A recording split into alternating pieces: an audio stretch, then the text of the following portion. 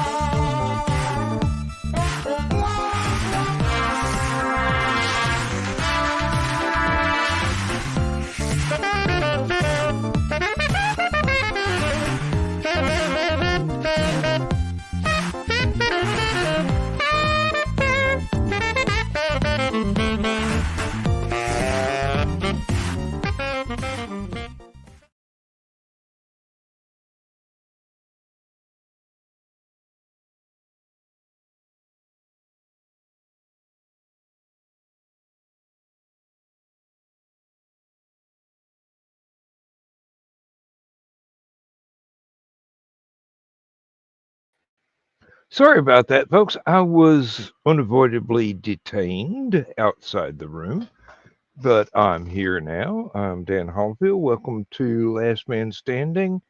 I do not presently have any people with me at the moment, so I will just sit here because the original scheduling announcement said the show wouldn't start until 10 minutes after the hour. So I will wait around and see if anybody's got time. If not, this will be a very, very short show. I'm sure that you can well understand that I'm not going to be able to monologue for an hour or two by myself. So usually need somebody to monologue off of, prompts, if you will. I could probably play a couple of ads or something just to keep you from having to listen to me waffle. But, and besides, the browser's telling me that I need to relaunch it to update. They could schedule that until I wasn't busy.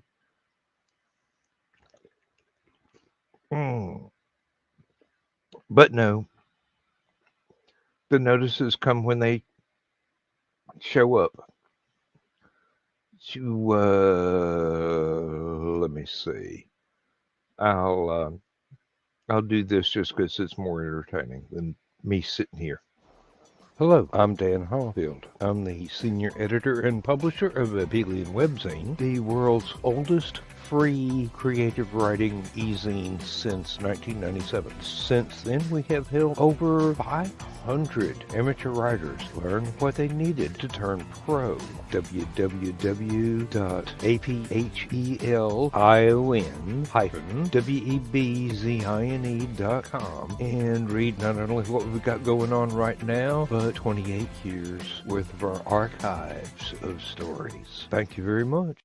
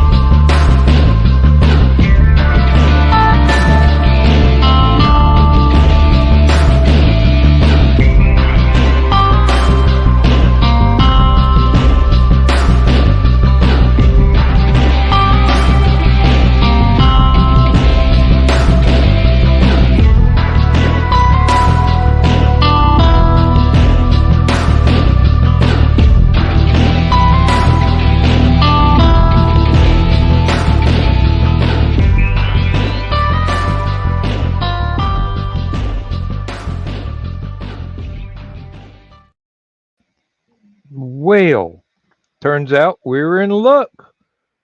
Thesis has joined us, so I'm not going to have to sit here and monologue.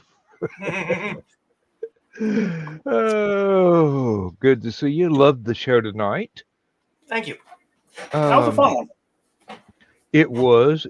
I hope going to a weekly basis is not going to be too much of a strain on you.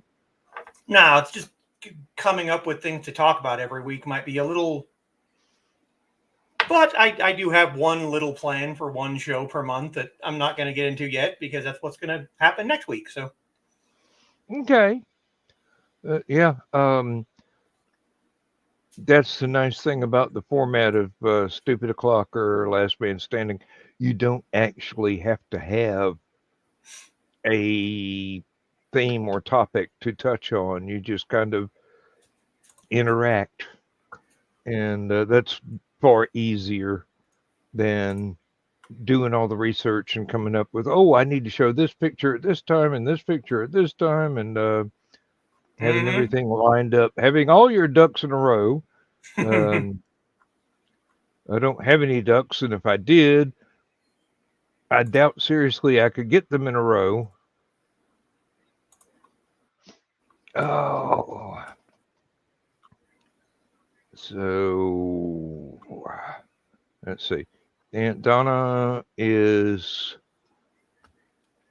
well, I don't want to say indisposed. I think Carl said that she decided she was going to go to bed early, so she's not going to join us unless she suddenly wakes up with insomnia. Yeah.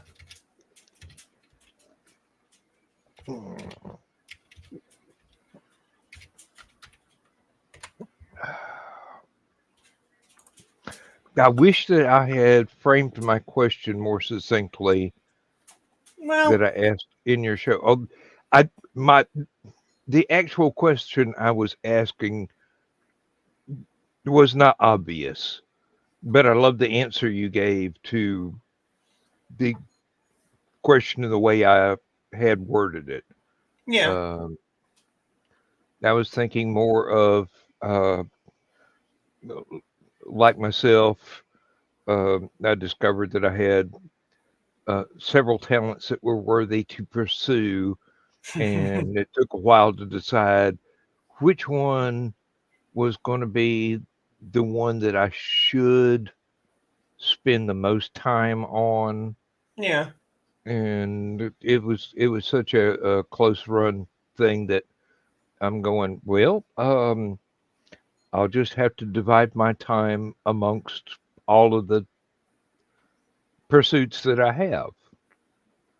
Yeah, I didn't really have a whole lot of that. I mean, like I said, I played guitar as a teenager, and that didn't really end well. And I didn't really start doing like the journals and the calligraphy and stuff until I was already doing the martial arts stuff. So it just kind of it all blended together into one talent. Yeah, it was more of, hey, this opened my mind to another learning experience that Mm-hmm. parallels what I'm doing with Yeah. the martial arts.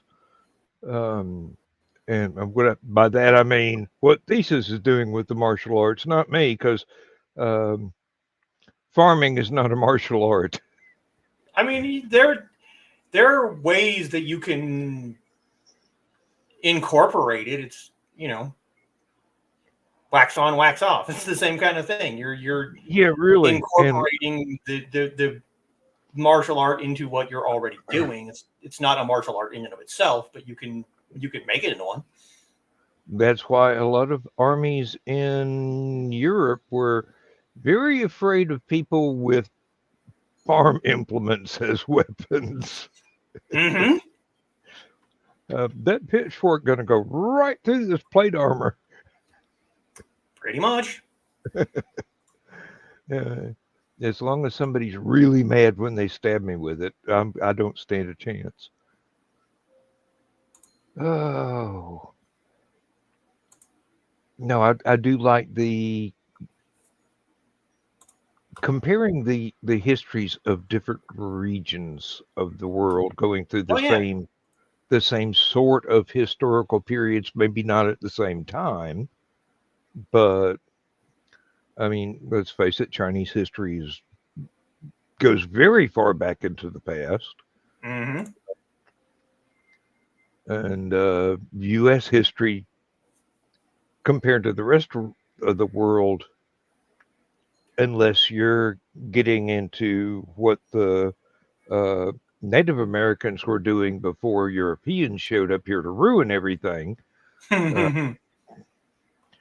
It doesn't go very far back in the past at all. As friends in England are fond of saying, the difference between Britain and the U.S. is people in the United States think that 200 years is a long time, and people in Great Britain think 200 miles is a long distance. Mm-hmm.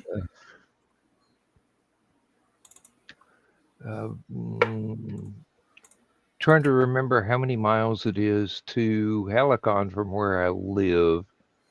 And the route that I use, it's close on 180, 200 miles. It's like a 3-hour drive, but then a lot of it is not at highway speed. Yeah. Going through a lot of small towns in order to avoid having to go through major metropolitan areas with all the traffic problems that those entail. I really hate driving through big cities now. I grew to hate living in small cities a long time ago and moved back out to the country. Never thought I would. Actually, I never thought I would. I thought that I would wind up just bouncing around from apartment to apartment until I saved up enough money to buy a house in town that was within walking distance of a grocery store and whatnot. And I just got totally tired of the entire traffic getting worse and worse, and um, not having enough personal space around an apartment or a totally detached house. And I decided, well, might be time to move back to the farm, Jethro. Uh,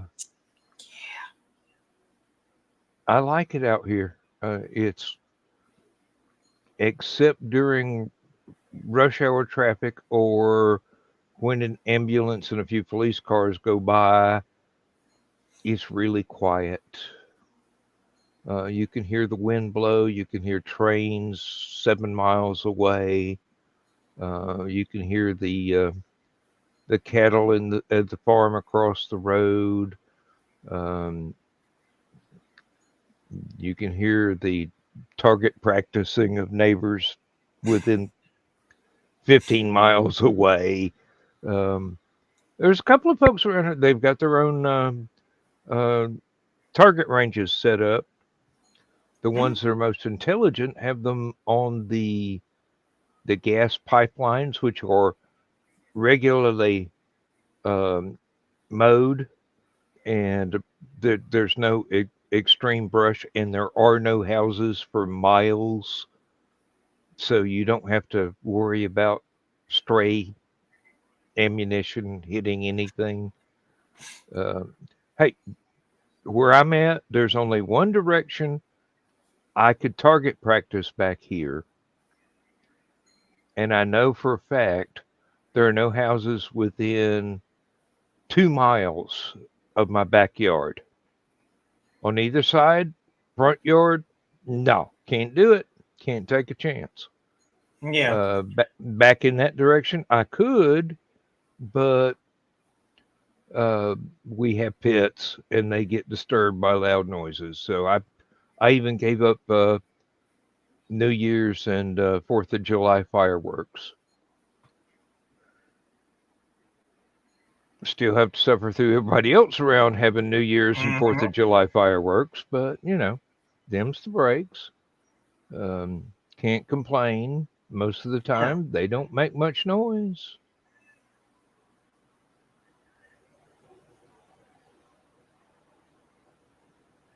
Oh, one thing I hate, and it's not really hate, it's more of a regret.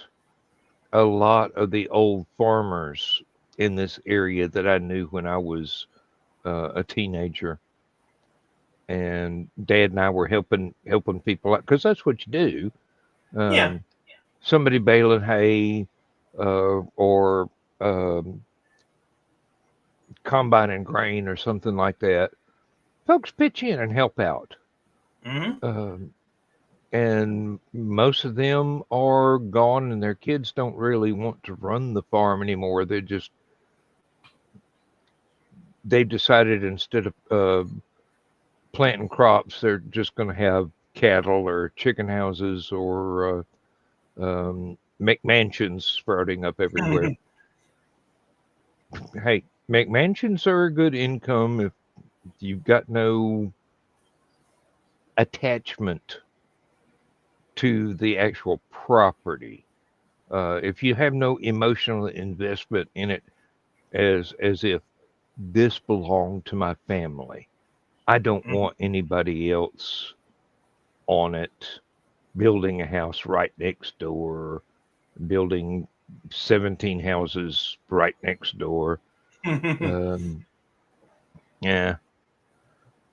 I get the feeling when my mom passes, I'm going to have a big argument with my sister and my sister-in-law about how much of the actual farm is going to be sold off for housing developments. And I would really hate that. I have many fond memories of being out in those fields on a tractor and me and Dad planting wheat or corn or soybeans or whatever. But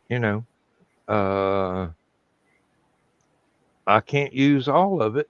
I'd really like to preserve the family home and the property it's on. And if my siblings and my in-laws want to sacrifice their parts of the rest of the property and turn it into an income stream, more power to them. I Yeah. just want, I just want all of us to be able to go to the family home and have family get-togethers like we did when we were growing up. Um,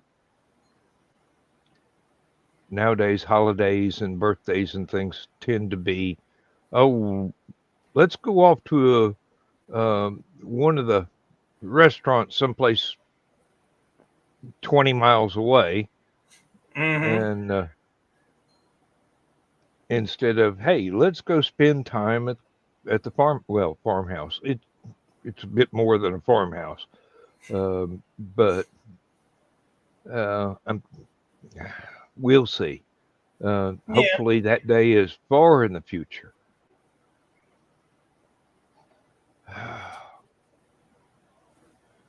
That's almost exactly what happened with my paternal grandparents' house. That was kind of it was a tiny, tiny house, but every Thanksgiving, every Christmas, every Sunday morning, people would just show up there and visit. And then both of my grandparents passed, and none of their kids wanted to take care of a tiny house with a old coal furnace. So they all ended up selling it, and now they're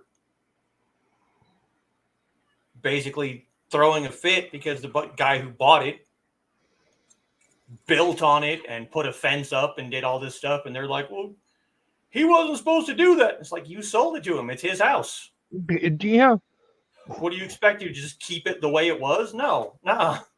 no, it's not a monument to your memories that you neglected to preserve.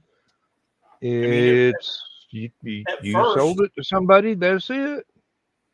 they wanted to, one of my uncles wanted to like rent it out to his kids, and then those kids didn't want to pay the rent, and they kind of trashed the place. So it's like, well, they're not going to take care of it. So Yeah, if it's, you don't respect it, we're going to take it away.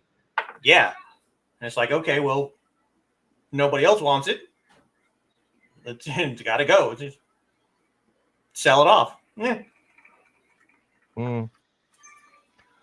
Um, and both sides of my family came from places where you had large families that got together either every Sunday or Mm-hmm. as time went on, every special occasion. And it was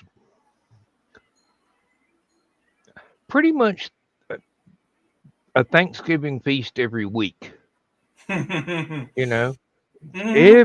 Everybody would be cooking, everybody would be sharing, everybody would be um, right there, um, listening to the what's basically the tribal elders, or at the very least,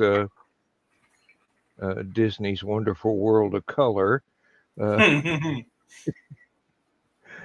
which I always remember was kind of ironic since we only had a black and white TV. Uh, Not really seeing much color here.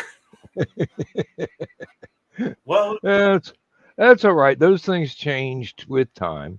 yeah, Um, that house was possibly roughly about the same size as my apartment too. It was a kitchen, a living room, and a bedroom, and that's it. And both of my grandparents had 6 kids, plus each one of them had 3 or 4 kids. So you can imagine having, 24 people in a house that small. You were getting pretty cozy with your relatives doing that. Oh, I know. Mine. They were my dad's side of the family had my mom's side of the family too. 3 houses within less than 20 yards. Mm. And it was all, different parts of the family, but they were all getting together for this big Sunday dinner or holiday dinner or whatever. And you made sure that you had part of your meal here, then you went to one of the other houses and had part of a meal there, and then you went to the third house and you had part of a meal there. It was just showing respect. Yeah. There's no way to fit all of us in one building. Um, when we stopped having family reunions at my maternal grandmother's house because she had passed, we actually had to rent pavilion in a park. There were so many of us. Yeah. At one time, we could have filled up a fairly decent sized football stadium. And all blood relatives, or even, if not blood, then adopted in. So, Yeah. or in-laws, and as my wife likes to put it, outlaws. But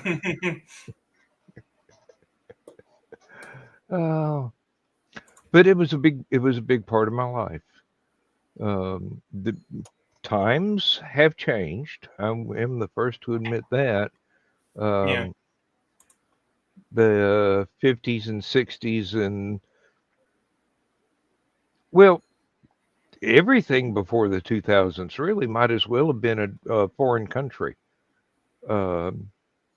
It was much different.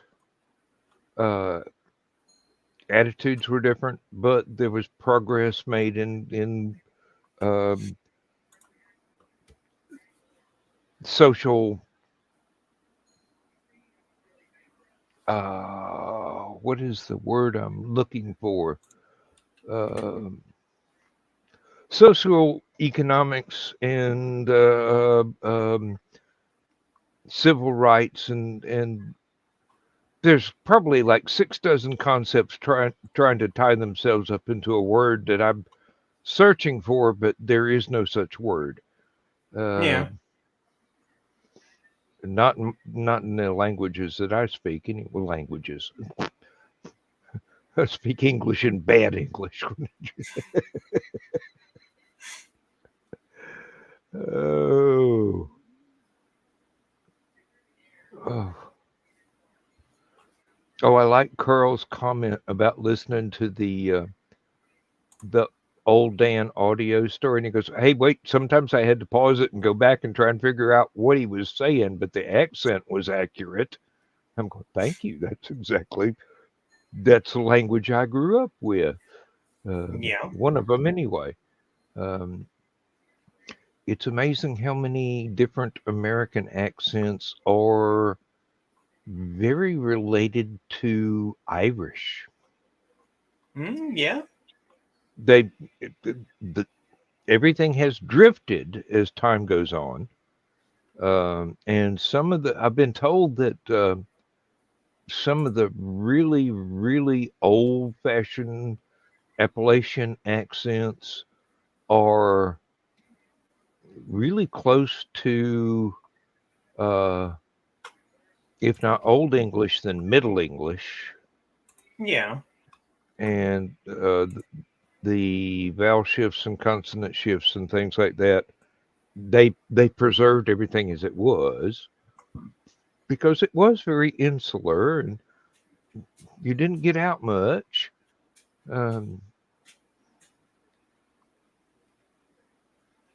But as time goes by, everything changes little by little. Sometimes for the best, most times for the best, but sometimes it's like, oh, took a few steps backwards there, didn't you? And you can hear my accent swap and shift as I dip into different memories. I like to call my normal speaking voice the Knoxville nuclear belt because Dad was working in Oak Ridge and we were living just right around Knoxville.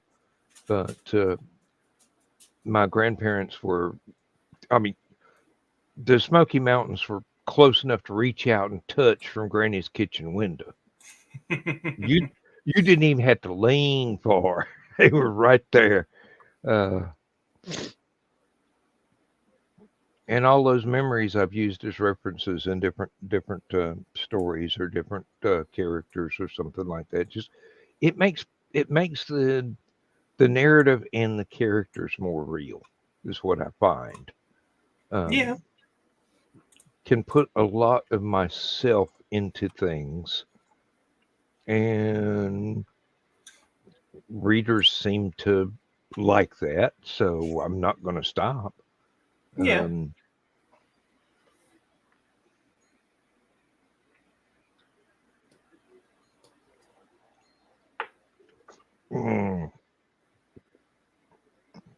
Oh, speaking of which, I think I found a way around the writer's block for the fantasy story that I've been just stalled on for over a year. I got to a point. I said, okay, well, this is where this adventure story formula has them do this. And the characters stopped talking to me. They don't want to do that. We're not following directions. You're either going to take dictation or we're going to turn our back on you. And I'm going, oh. We don't want to do that normal, boring thing. We want to do something completely different that is against what normally would happen here. Yeah. You're the bard. You're following us and writing down what we do. That's what your job is. I've come to grips with that, but I had an inspiration about 2 days ago about I thought of a way to make it so entirely difficult that they're groping for a shortcut. And they want to face the big bad and rescue the person that they've been doing this the whole time to go rescue from the big bad. But they're facing a whole lot of opposition, and they are not an army. They're just a dozen people. Yeah. But there are armies in their way. But they have members of the party that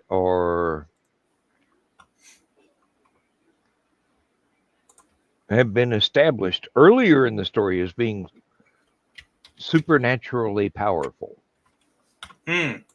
So there might be a way to skip past the armies and get straight to the big bad. Okay, yeah.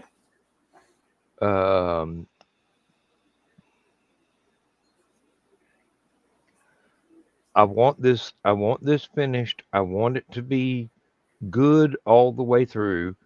I want the continuation from where I stalled out to where I can pick back up again to not be visible to the reader, or at least be bearable to the reader, and not make it look like, oh, that's a cop out, because I definitely don't want to cop out. No. I mean, I've shown them be very, very resourceful I've shown them working together as a team. I've shown them learning how to um, combine their individual strengths to overcome their individual weaknesses and accomplish almost impossible things. Mm-hmm. And then I got them right up against the wire, and they can't just walk into Mordor.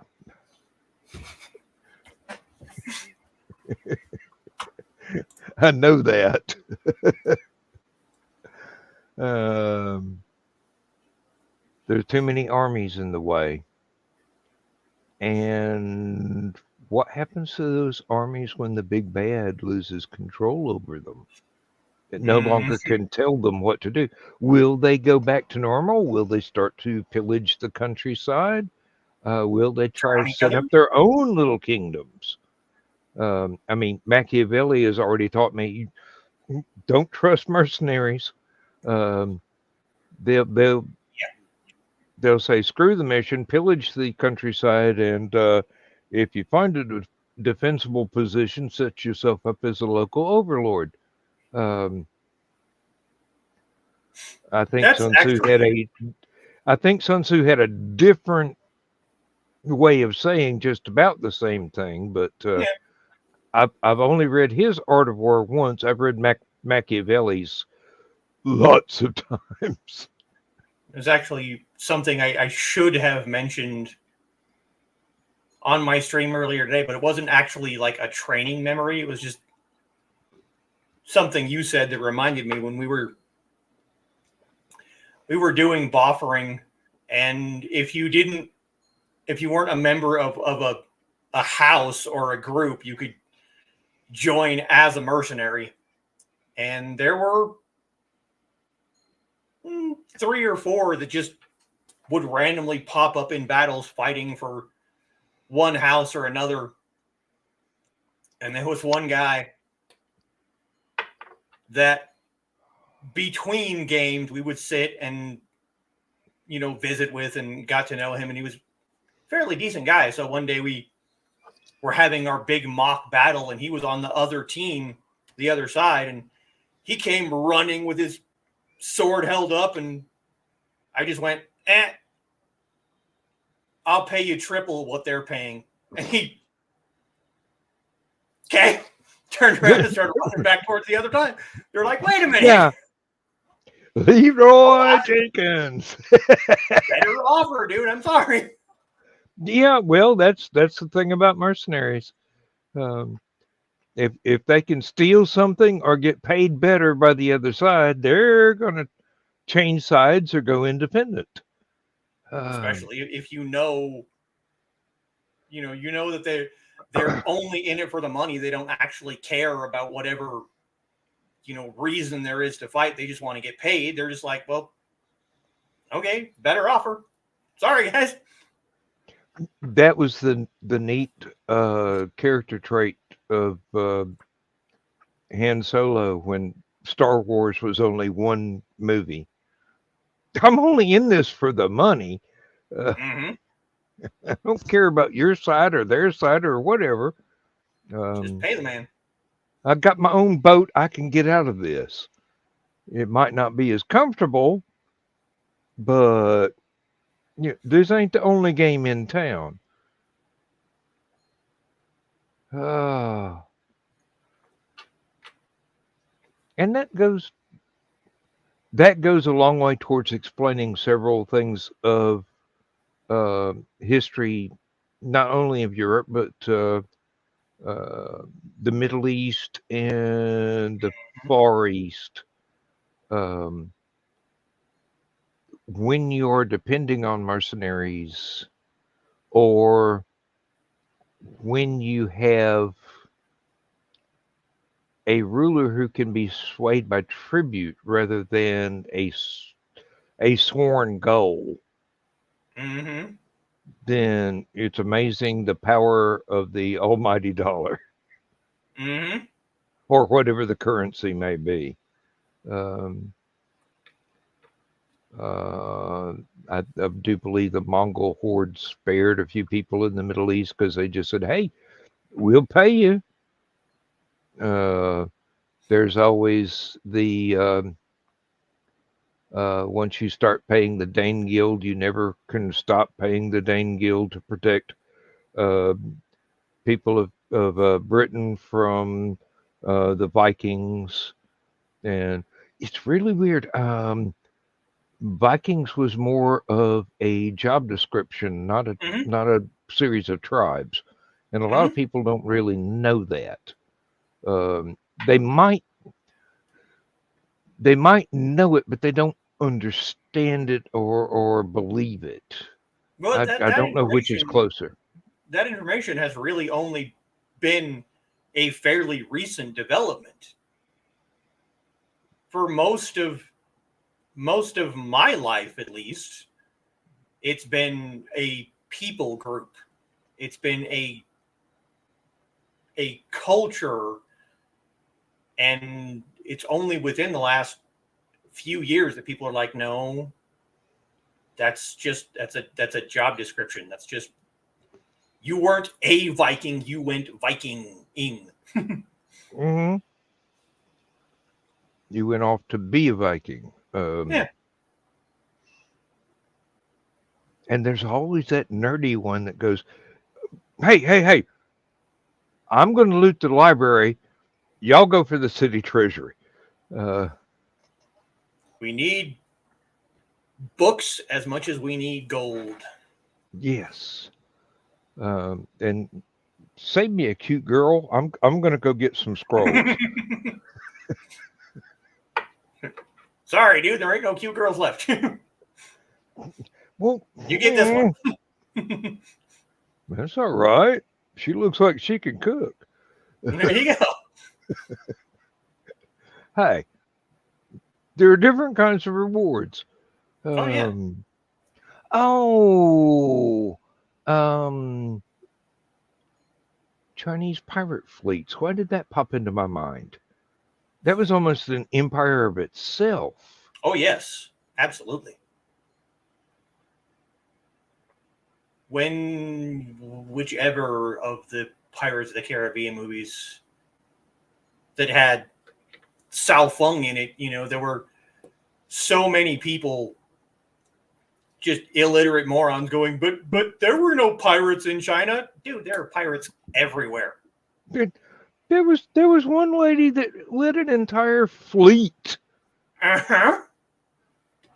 I mean, seriously, she had more power than Mm-hmm. well, whoever was ruling at the time, but it didn't extend to the land. It was all on her ships, or Yep. an entire fleet of ships. Um, and uh, the different versions of pirates as well. I mean, uh, you had the standard Hollywood version, Mm-hmm. and then you had the ones that had a license from some country's government to go out and harass only the ships of that country's enemies. Mm-hmm. Oh, and here we go. We got Joe Dog.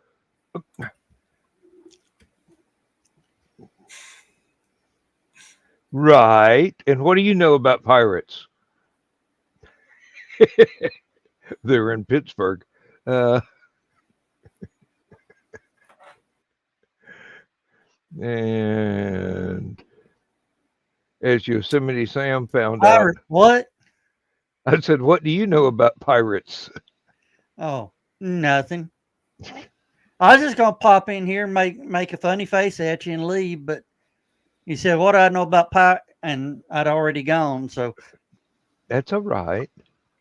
Um, I just told them I'm going to bed. So I'm going to bed. okay. All right. Good night. Bye. Oh.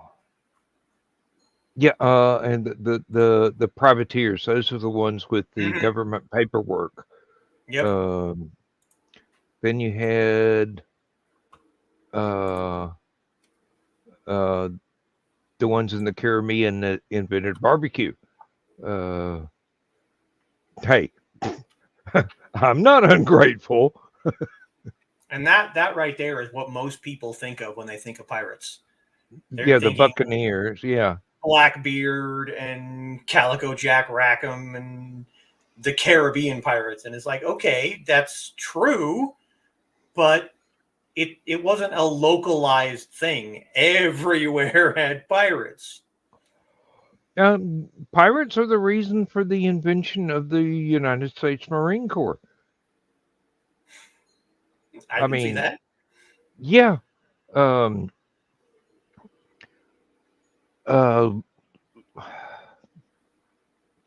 Look up a guy on YouTube calls himself the Fat Electrician.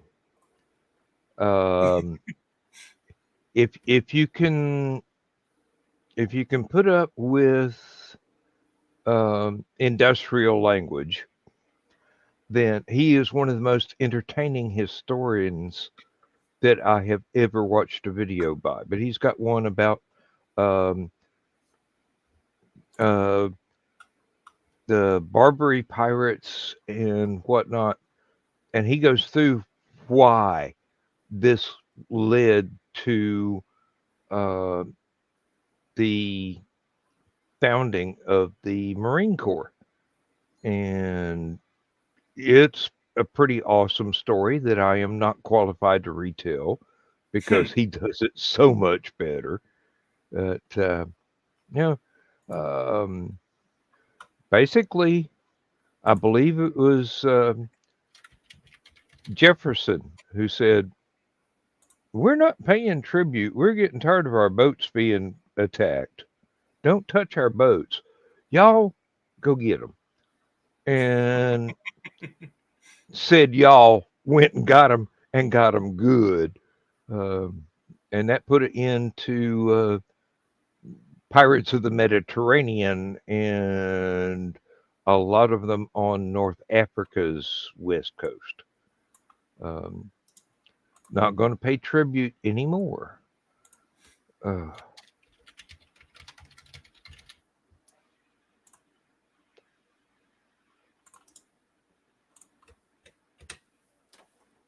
There's a lot of different parts of history that are open to interpretation. And a lot of those interpretations depend on your an audience's bias or the storyteller's bias. So you get it said one way or you get it said another way. It's the same facts. They're just told in a different manner that supports the narrator's point of view. Those are, it goes on back to the concept that history is written by the winners. Written by the winners, yeah. Yeah. That if you look hard enough, you can find documents about history as told by the losers, and it don't read like the same story. Nope.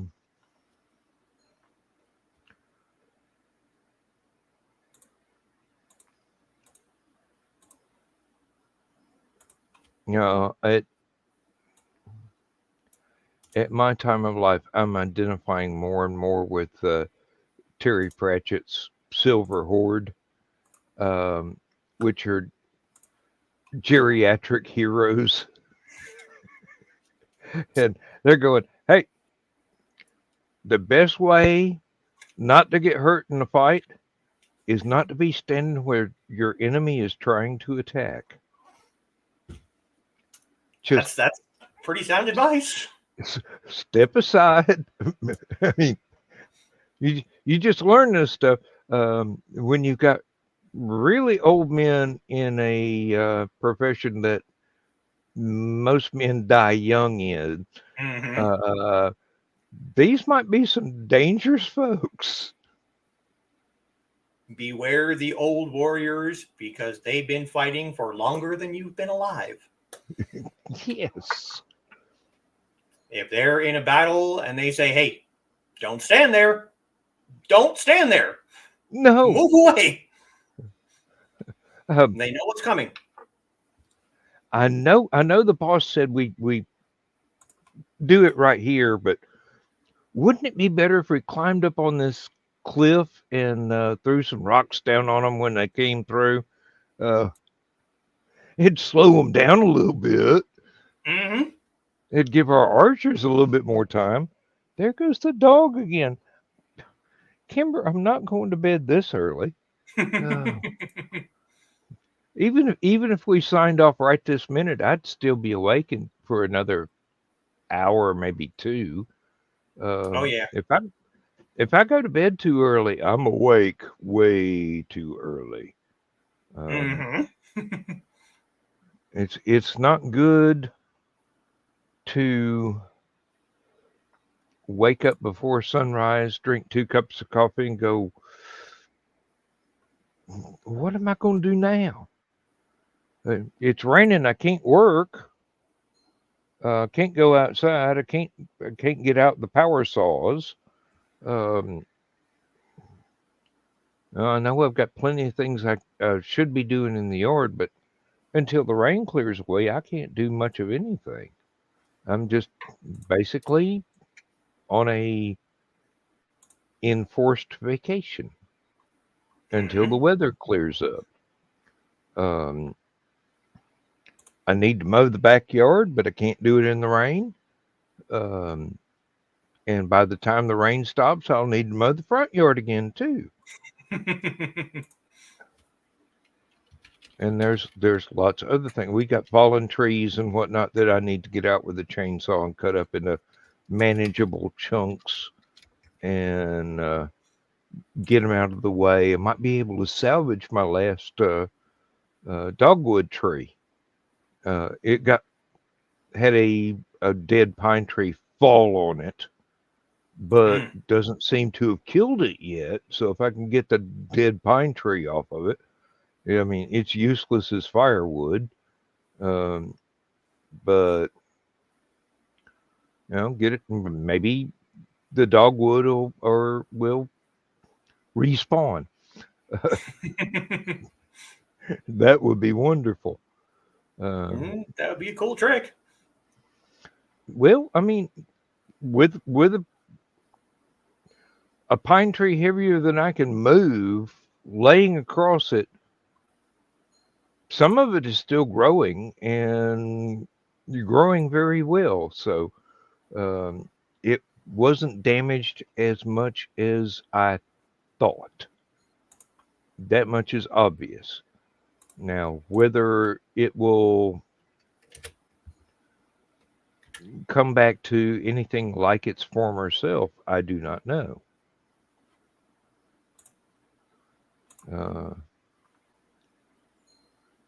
My wife went out with the limb loppers and trimmed off dead branches of my palm tree.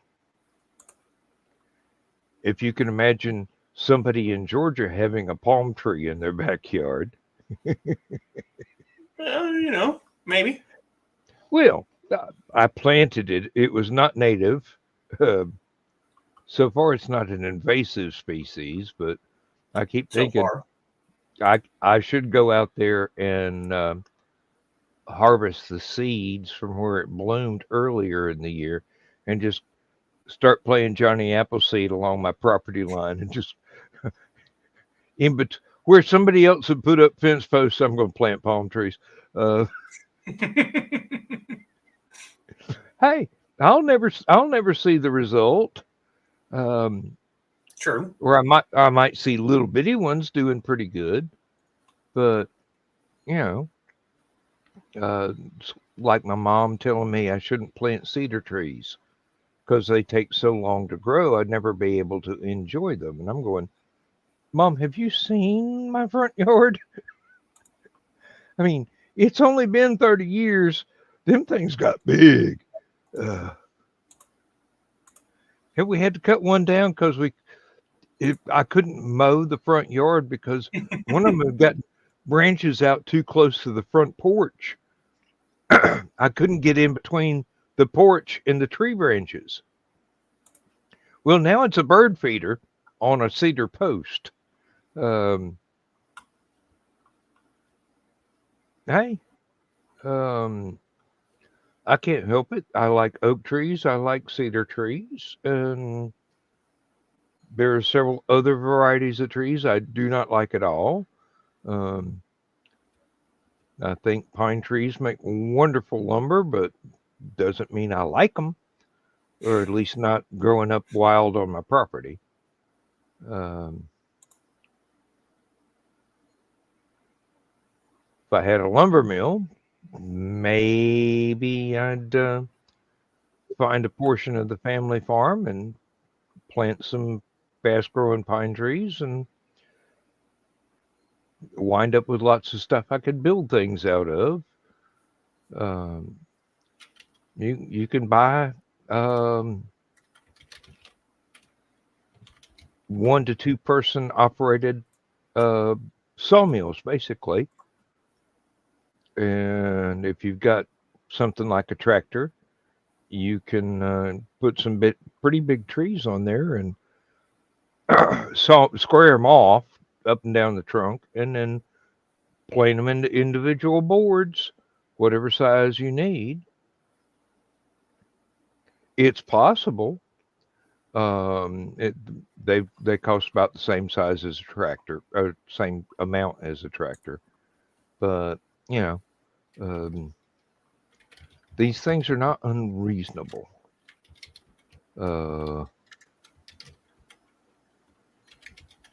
Earlier this year, I bought my wife a car, paid cash for it. Hey, they didn't argue. They said, No. You want this delivered? Go, yes, please. And they managed to deliver it while my wife is at church. So she got home from church and there's a new car sitting in the driveway. And I go, honey, it's yours.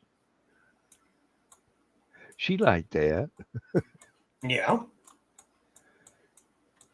And her old car, she's going, what do we do? Sell it? And I go, no. This is my beer run car now. It only has to drive 2 miles and then 2 miles back. And only has to do it like every other day. And that'll keep the battery charged up and probably keep it functional for a long, long time. Mechanically, it's sound. The interior is not aging well, but I mean, it's not seats all ripped up and everything. It's just the whatever you call the inside of the roof. The cloth is falling away from the insulation, the kind of like styrofoam and spray and insulation that they manufactured it with. And I'm going, well, I can get some spray adhesive and I've got thumbtacks. I can glue it back on and hold it in place till the glue sets. And that's working. I mean, it's okay. Little bits and pieces. It's old enough to where I can work on all the engine components. It's not like I've got to plug it up to a computer or anything to tell me what it is that's going wrong. I just go, that wobbles. It ain't supposed to wobble. That needs to be replaced. Let me see about this belt that's attached to it.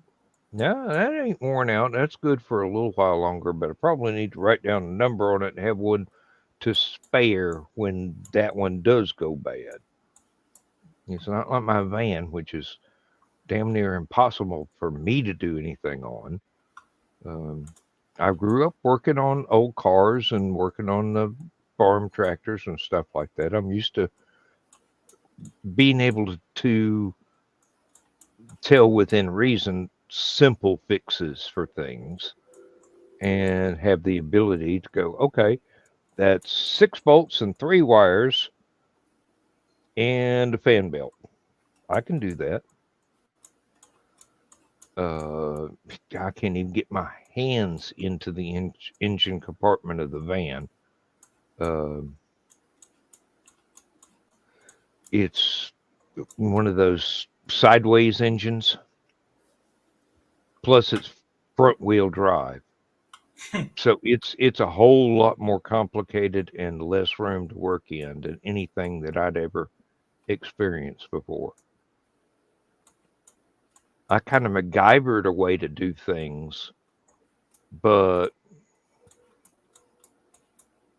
it's got to the point now to where I'm willing to pay somebody to do this stuff for me. And no, I'm tired of the aggravation. I'm tired of being worn out. I'm tired of it taking 3 days to do a 15-minute job. When you've got to Tetris apart off the engine block and put the new part in, and you can't even see what you're doing without a mirror to see whether or not you've actually got the wrench on the right bolt. No, it's time to let the younger generation earn their keep. But old stuff, yeah, I can still work on old stuff.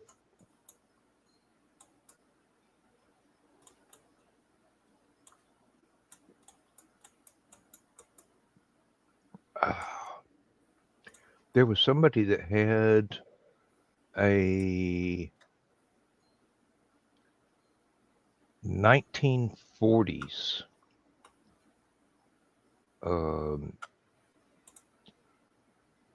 is one of the bigger cars that looked like a Model T but wasn't a Ford. It was one of the other companies, like a Packard or something like that. And I'm going, good Lord, I recognize everything. And there's no computer for it. I think I could work on this. I'm going, yeah, well, it's too bad I don't have that kind of money to throw away. It'd be cute, but it wouldn't be safe to take on the road on a long trip.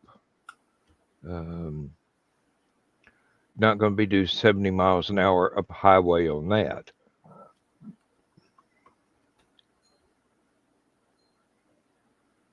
Oh.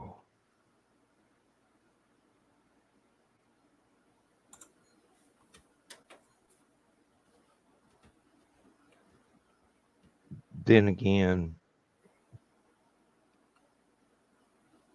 now that even doing simple jobs, you have to have permits and whatnot to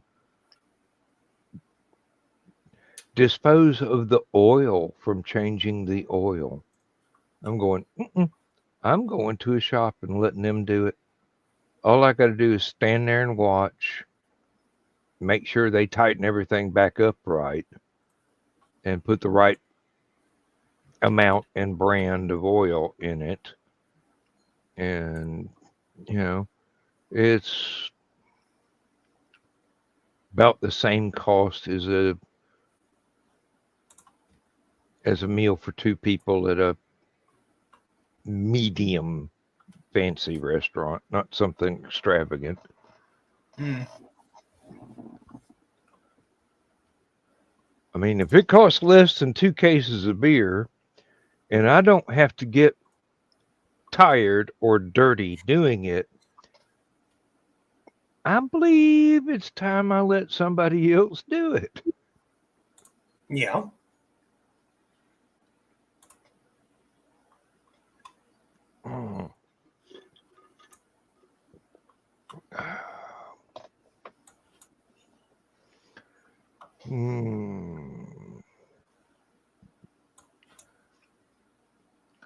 I need to get out there when it's not raining and do a lot of stuff in the yard that it's just part of those regular everyday things you have to do that go, well, I've got this done, but I really want to take a break. But if I take a break now, I won't be able to start that other job. And, well, I can put that off a little while. And putting it off a little while winds up putting it off over and over again till you've got a much larger job than what you had originally.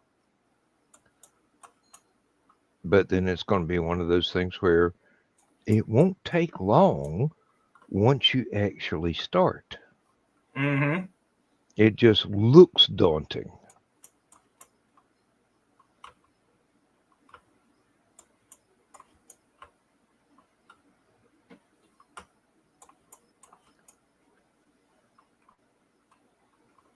I'm sure there are exercises or forms that when you first were introduced to them, you thought, there's no way I'm ever going to be able to do this. And then you Mm-hmm. persevered and found out, yeah, you could. It took a little while, but yeah, you could. And as with anything, practice makes perfect, Oh yeah. or at least practice makes better. Got that out of the way. My computer is sending me all kinds of alerts on all kinds of things that are just totally irrelevant. And I'm going, can you please turn off the flashing lights? I'm busy. It's like the iPad. Every time I turn it on, there's all kinds of alerts going off. And I'm going, is it really that urgent? I mean, the Weather Channel sent me 5 alerts about this piddling little rainstorm over the last 2 days.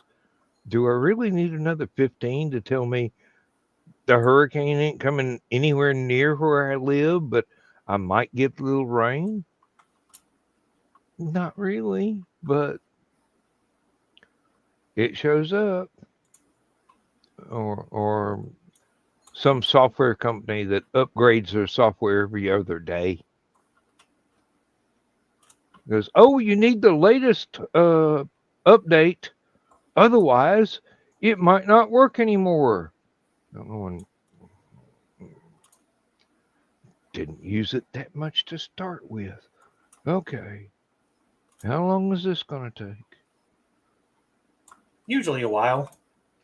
Well, it's worse on my PC because there's some programs that I only use once or twice a year. And I click on them and they say, oh, you need to upgrade or you need to update. And you click on it and go, okay, let's update. And they go, oh, this version won't work anymore. We've discontinued this. You've got to buy the next version. And I'm going, you bugger.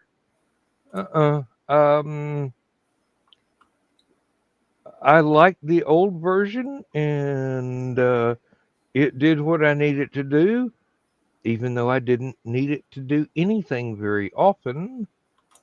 And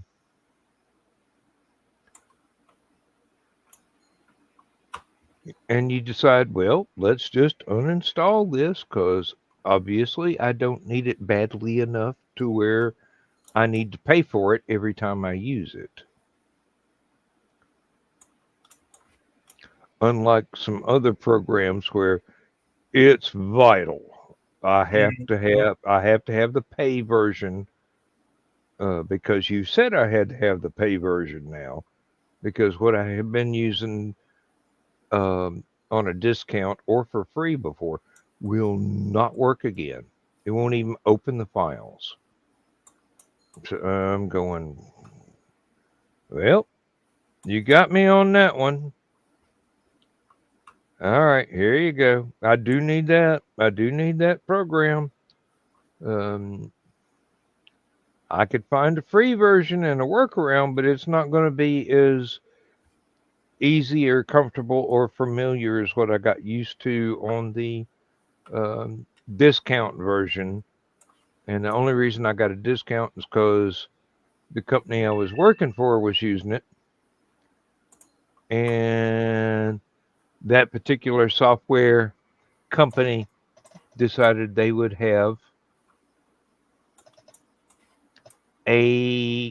offer a discount to employees of that company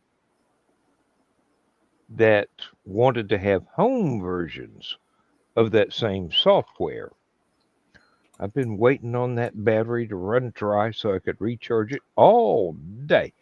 I just put a new battery in my cell phone, and it recommended that the first 3 to 5 times that the battery needed recharging, let it run completely out and then recharge it. And that will extend the battery life rather than charging it up every time it got down to 50% or something. So giving it a shot may make a difference, may not make a difference. The replacement batteries aren't that expensive. And just got the old battery had to be charged up twice a day. When the phone was new, only had to be charged up every 2 days. So I'd like to get back to a less frequent recharging. If it works, it works. If it doesn't, it doesn't. I'm only out the price of a 12-pack. Plus, it's a new battery. The old one was going dead entirely too quickly, so that got aggravating. When you've got it at 100%, you leave the house, you come back to the house, it's on 14%, and you didn't even get a text. Yeah, well, it's pinging different Wi-Fis and things like that, giving me opportunities to join some free public Wi-Fi, and I'm going, I don't need that. No, thank you. And I don't even take it out of the phone pouch. Just got it clipped to my belt, and I don't know any of this is going on. But because of the few times that it's necessary, I have to leave it running like that. Yeah. Otherwise, I have to remember to go, oh, I'm at a hotel now. I need to use their Wi-Fi. Or I'm at a grocery store. I need to text my wife and say, hey, this thing you put on the shopping list, they ain't got it. Should I go to a different store or just forget about it and we'll wait till they restock? Usually the answer is wait till they restock. We've got a coupon. And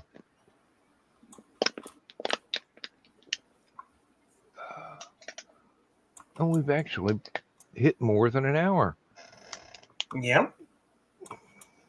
And I have out-talked you once again. It's the quiet ones that'll get you every time. Oh. I don't know if I'm lucky that I can talk when I have nothing to say or if I'm cursed and people are just going, shut up, Dan.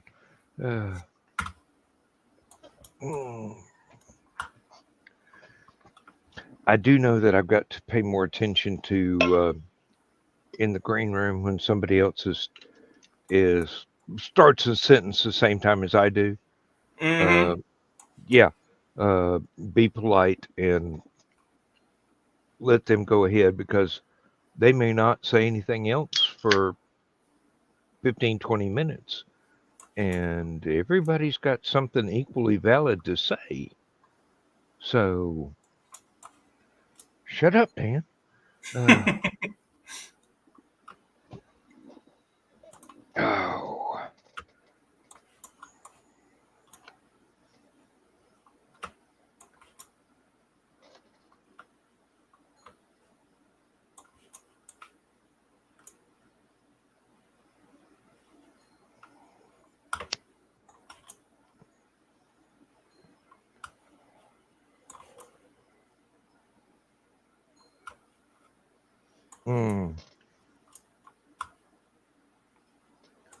Was thinking of something else you said in your show today, and I thought, you know, I'd love to have a talk with you sometime when we weren't being recorded and ask you questions that YouTube does not permit. Mm-hmm.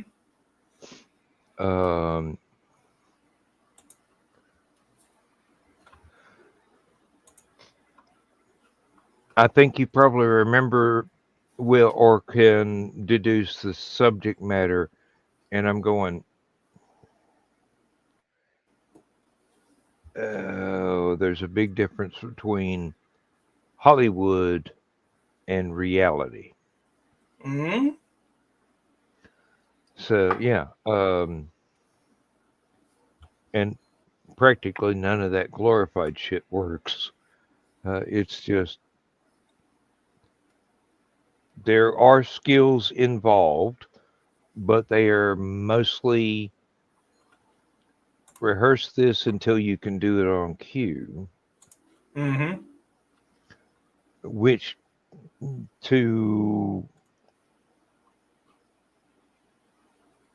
some people might sound a lot like practicing your martial art and waiting for your opponent to demonstrate the pattern that you know they're going to have. You just can't perceive it yet because you Mm-hmm. haven't been sparring that long yet. And an actor going, okay, there goes the slate. I've got to go here. I've got to do this. I've got to go here. I've got to do this. Then I've got to go over here. Then I've got to do this. And Mm-hmm. I hope nobody in the background screws up because I'll have to do it all over again. It's a difference between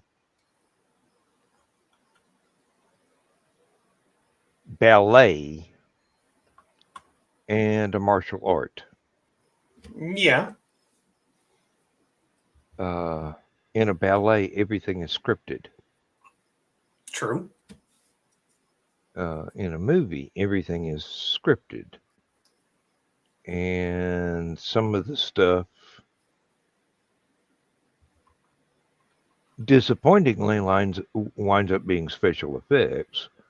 But then again, some of the stuff, the actors actually practice and learn how to do on command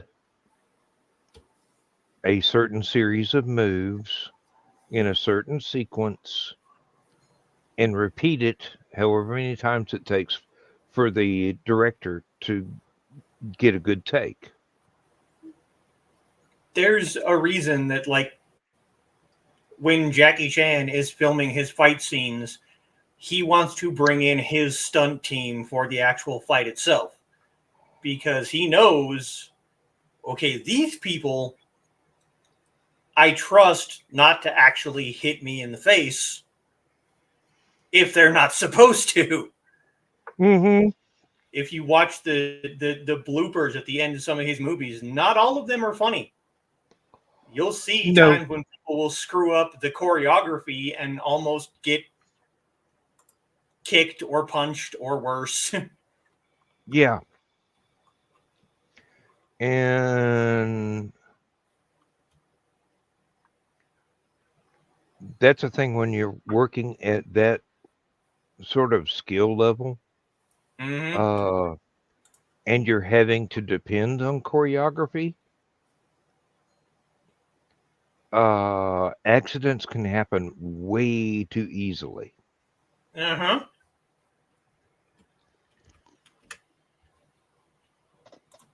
Because you're going at, quote unquote, normal fighting speed.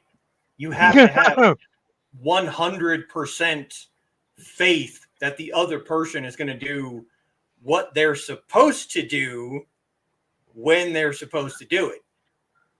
Yeah, and the The big question is when they're supposed to do it. If they do the right thing, but they don't do it at the right fraction of a second, Mm-hmm. somebody could easily get hurt. Oh, yeah. At least with some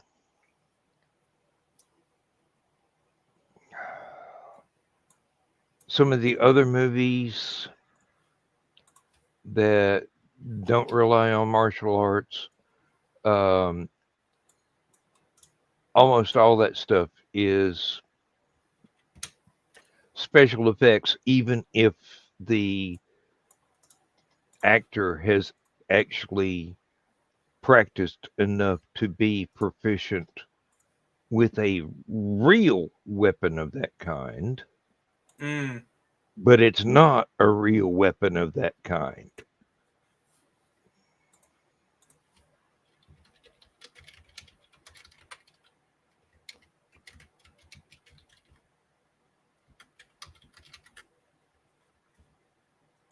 Mm.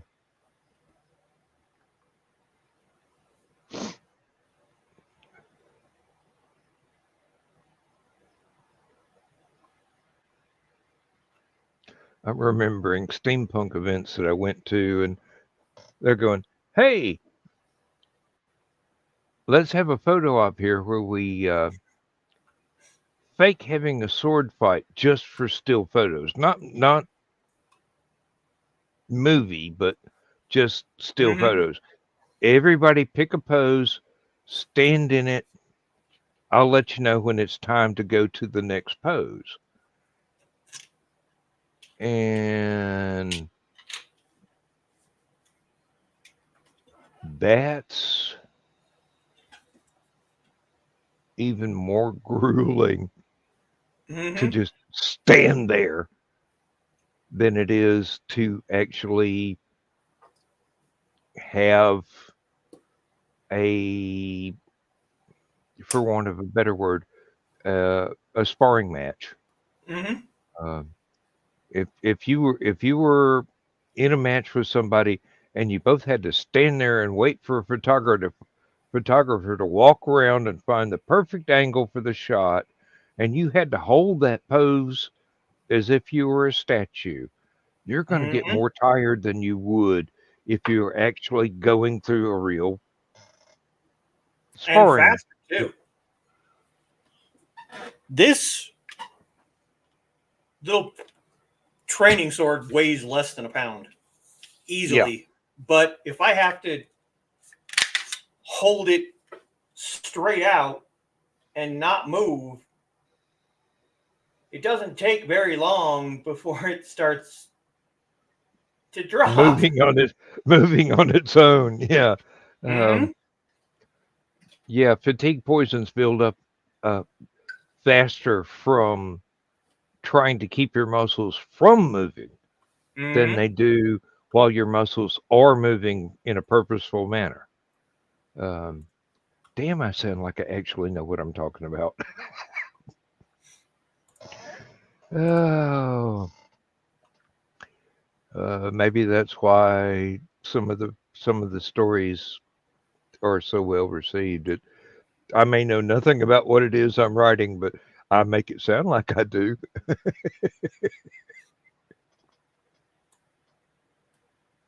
It's like in a couple of my stories having to write an actual sword fight between characters, and I can see it. I can see the fight in my mind, but trying to describe it in a way that people who don't know these things will be Hmm. able to see it. It's not easy. No, I've known a couple of writers back in the day. Um, it was basically um, fencing or saber or epee, and that they made the mistake of using the classic terms for each move. And if you weren't aware of what those terms meant, it's like, what's all this French gobbledygook here? What does that mean?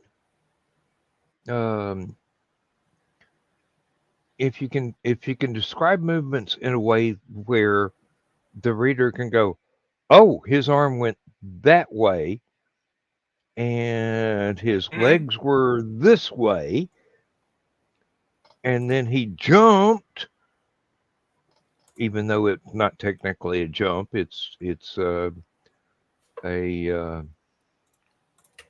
what did they call it? I don't remember. It's been so long since college. Hell, even French words for food I can't remember very well anymore. And when I can't remember the names of foods, I'm getting old. Yeah. But yeah, if you can phrase things in such a way that the people reading it don't have to be familiar with whatever it is in order to make it make sense, you're doing a much better job. Hey, Chris. Hey, Chris. Thank you very much. I don't know how much longer we're going to go. I mean, we're not under contract to do another hour. Hell, we could give it like 4 more minutes and then hit the end stream. It's fine. Yeah. I feel like I've been kind of talking too much and not letting you talk enough, but No. well, your personality and mine are so different. Yeah. You're very private and reserved, and you're not fully comfortable with the camera and just running off at the mouth. And which is odd for someone who streams on YouTube, but no, it's look, I've been doing this about 4 times as long as you have. So naturally, I'm going to be more comfortable. Oh, yeah. But then again, you're someone that makes me comfortable to be with. And that's something that I strive to do is allowing people to be who they want to be instead of who I need them to be. Exactly. So during a streaming show that has no rules, like the 3 that we are familiar with, you get closer to seeing what I'm like in my everyday life. Except I usually don't talk as much as I do on a streaming show as I talk in real life. I mean, I used to joke that, hey, if the FBI has my place bugged, I'm driving the agents absolutely crazy because I'll sit there and not make a sound for 2 days and then laugh out loud. And the only thing they can hear is paperback book pages flipping. If they can hear that.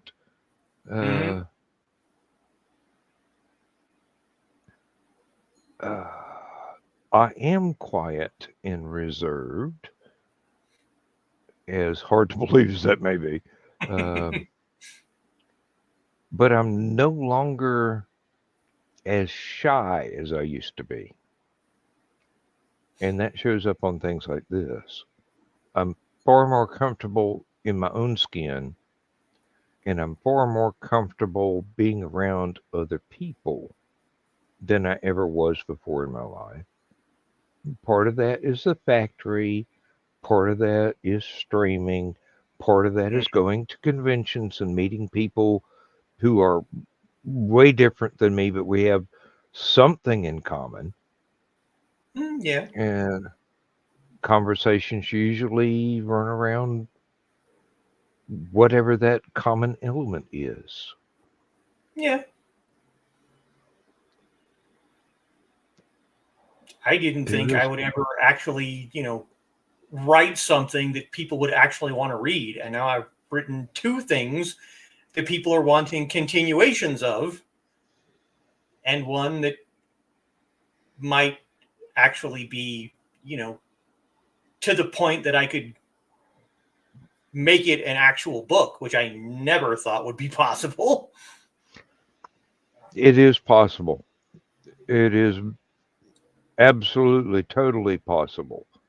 I'm not going to lie to you. It's going to be hard work, Oh, and I know. you will be really sick of it by the time it hits a shelf somewhere, because you've got to go through it time and time and time and time and time again.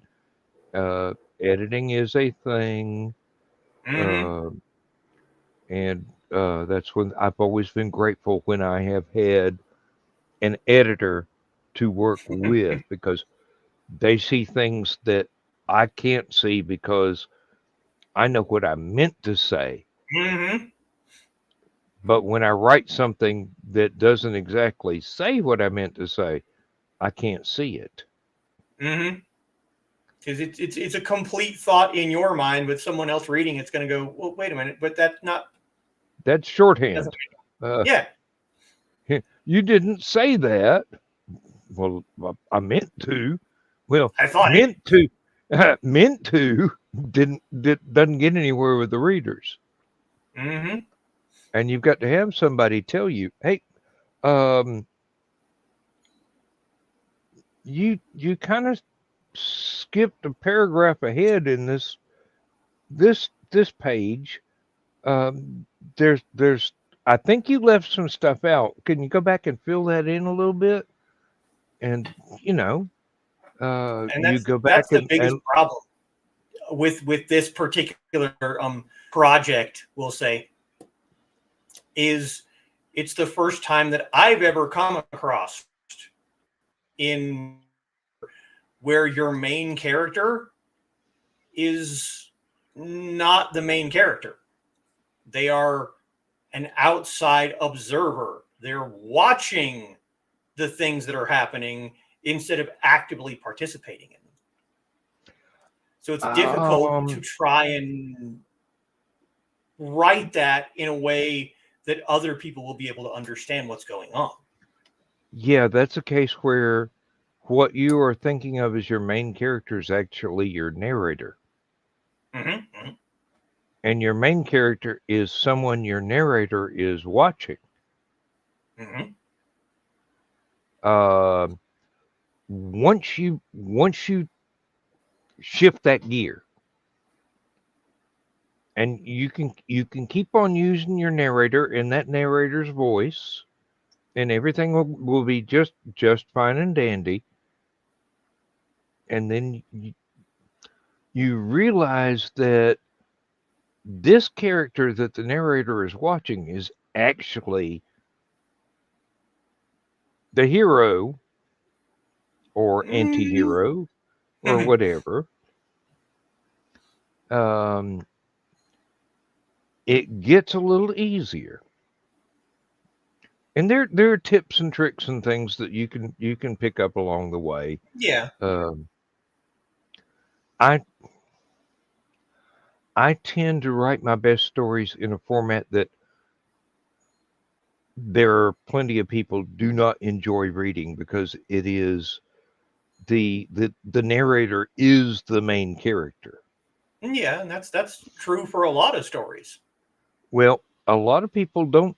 They want um, an outside narrator, whether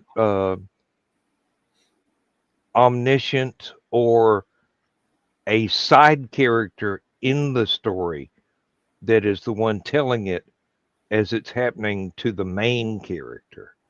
Mm. Uh, and I find that very, very difficult to write in.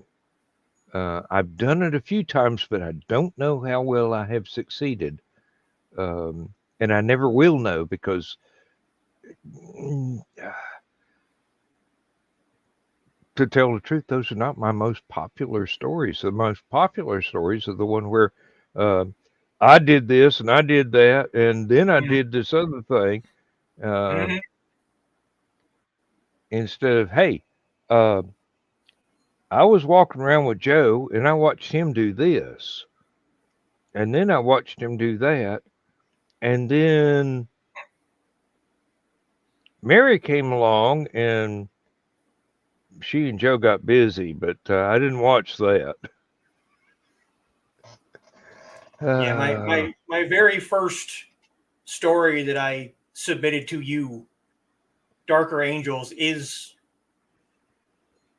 what might eventually become a full length, maybe novella, possibly. Yeah, But well, you have the main character at the beginning of the story, then becomes a passive observer throughout the rest of the story, and that's been really interesting to write because most of the time, most of the things that I have read, your narrator is your main character. It's the person telling the story and doing the action. And I'm having to look at it like being an audience member in a play and watching the play in front of you instead of being on the stage, being part of the play. hmm um, that's one thing that I've learned from the Spaceport Bar stories. Um, there are a lot of examples of the narrator talking about something that happened to somebody else entirely. Mm-hmm. And sometimes it's just history to them, something that they have learned or something they've read Mm-hmm. about. It's not something they actually witnessed. It's like, well, I heard that this guy did this and this other guy did that. And um, the way the story goes, it didn't end well for either one of them, but um,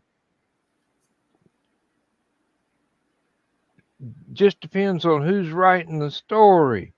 And this is the narrator talking. Mm-hmm. So, yeah, um, there are so many ways to be creative, and there's so many things to be creative with.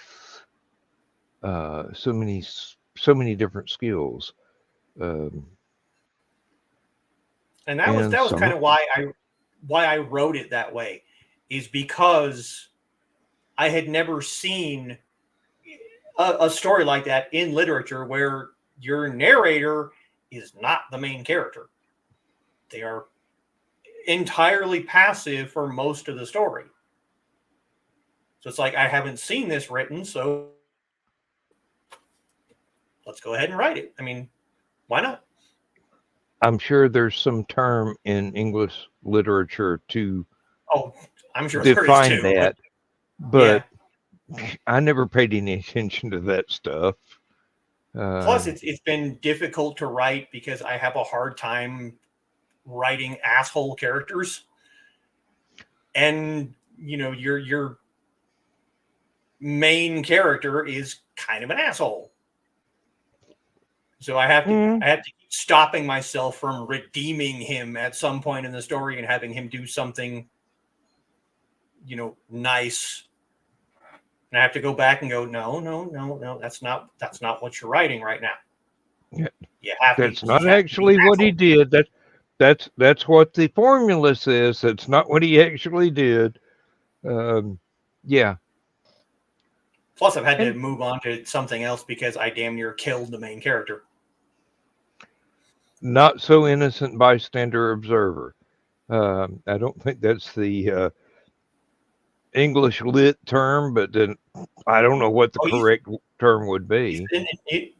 he's the narrator, at least, is an entirely innocent observer. He can have no bearing on what's actually going on at the time other than just being a voice of conscience, I guess. But if your main character is not going to listen, like, well, then why am I talking? And that's so true to life too. Most of the people the voice of conscience talks to don't bother to pay any attention. Shut up for a They minute. had- They have to learn stuff the hard way.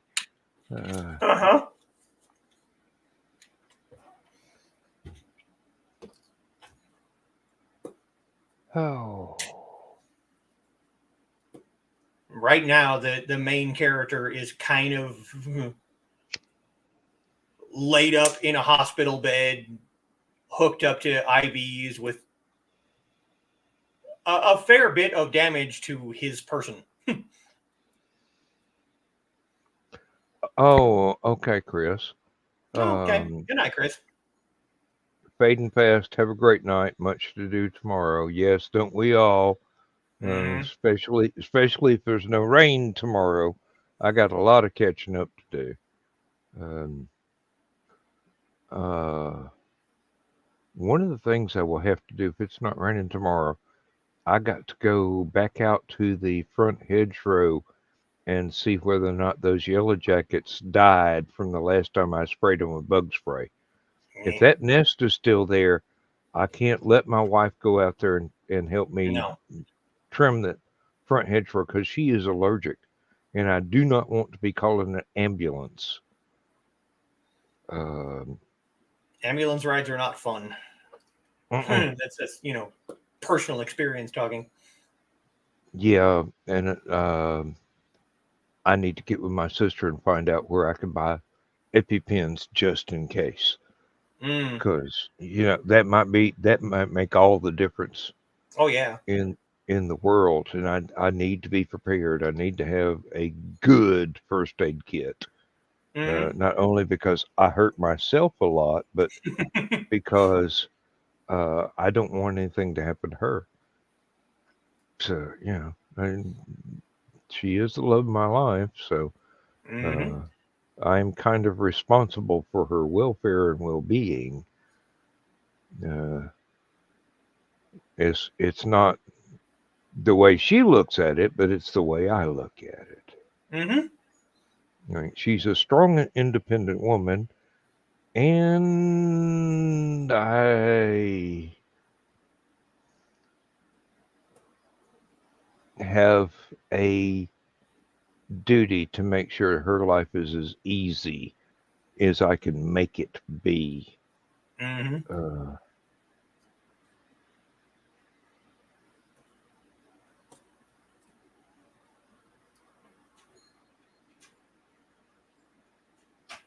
Although she gets away with a lot of shit. I let her get away with a lot of shit. There have been plenty of times when I've just sat here and go, in the back of my mind, I hear my voice going, honey, I don't think that's a good idea, but you're not going to listen to me, so let's go ahead and try it. And if it works, I will gladly admit that I was wrong. And if it does work, if it doesn't work, at least I will have demonstrated the virtue of not saying I told you so. Yeah, sometimes you have to hold your tongue when you're like, I told you that wouldn't work, but no, sometimes you have to not say that won't work.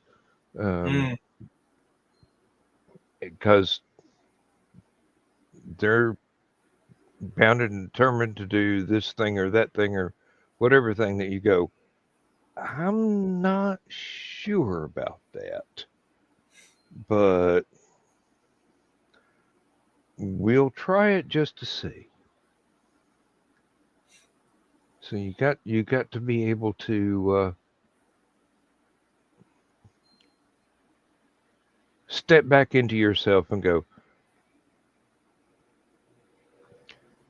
this would probably be a bad time to be a smartass.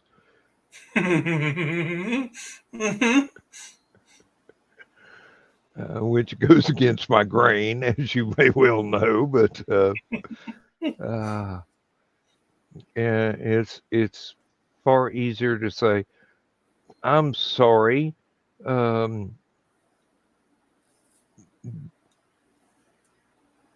That I don't know why that didn't work, but it didn't work. Can we think of another way to work around that and try something else than to say, that's stupid, it ain't never going to work, and then wind up being in the unfortunate position of having been right?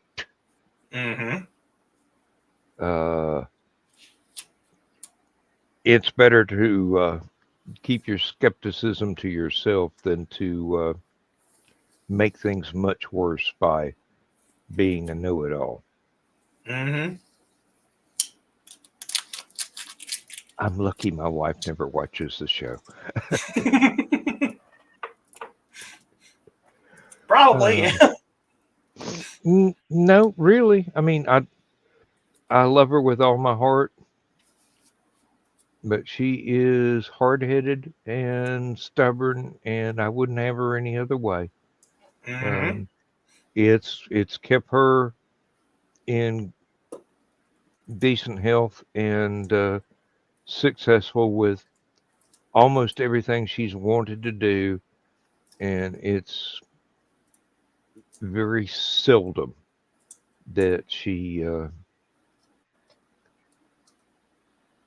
decides on a course of action that I think is not quite right, and it turns out it was not quite right. Sometimes it's only a matter of timing. If we had done it at a different time, it would have worked. But at that particular time, it didn't.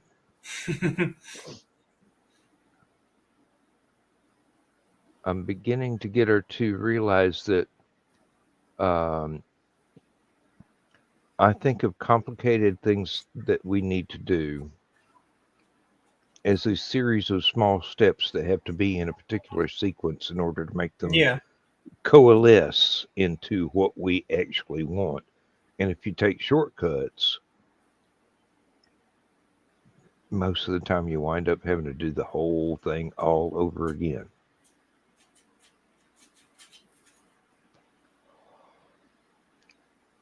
What was it? Was it Tolkien that said shortcuts lead to long delays?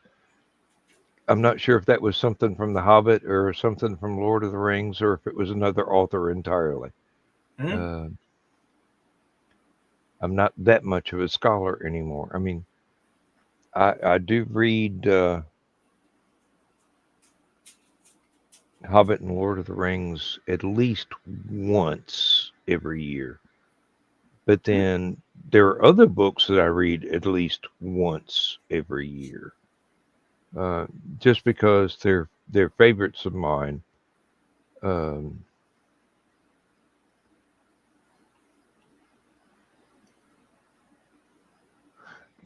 No, I doubt seriously it was in Dune. That's a totally different philosophy. Yeah.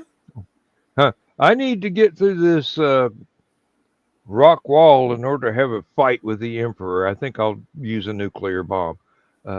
That's a shortcut. Hey, technically, I didn't use it on people. I used it on a natural piece of geography. Topology, maybe a better word. Maybe.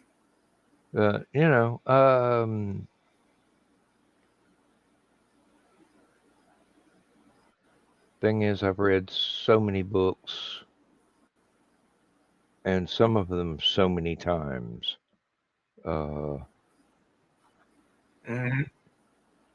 Different parts of different genres sometimes bleed together in the back of my mind. I can't remember exactly where this bit came from or that bit came from. It's all good, and even if it's not particularly good. It is particularly entertaining. It's like Mhm. pulp magazines from back in the 20s, 30s, and 40s. A lot of them were not examples of really, really good writing, but they're very good examples of how to tell an adventure story, Mhm. especially to someone that does not have the means to pick up a large book, but a small magazine. Yes. Yeah. All right.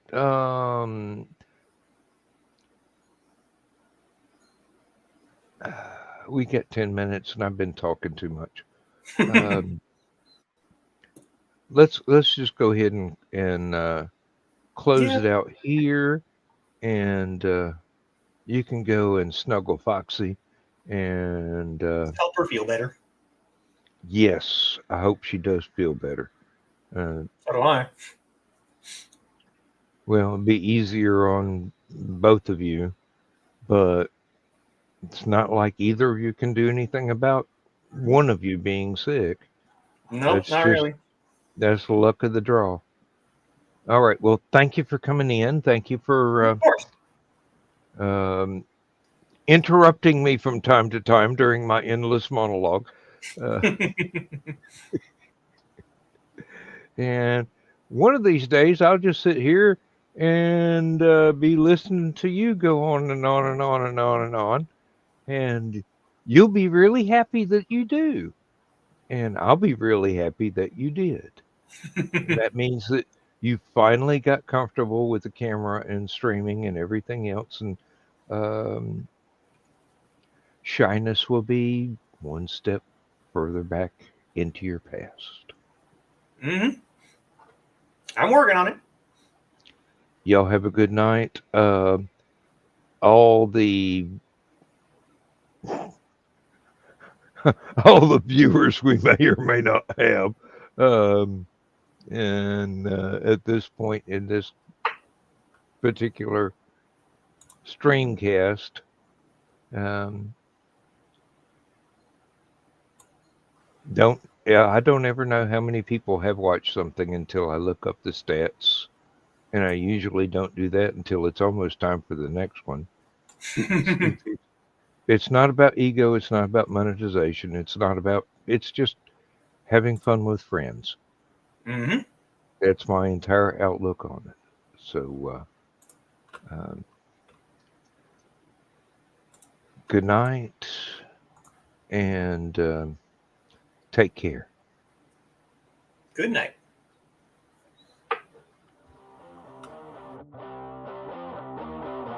Transmission overload. System will shut down.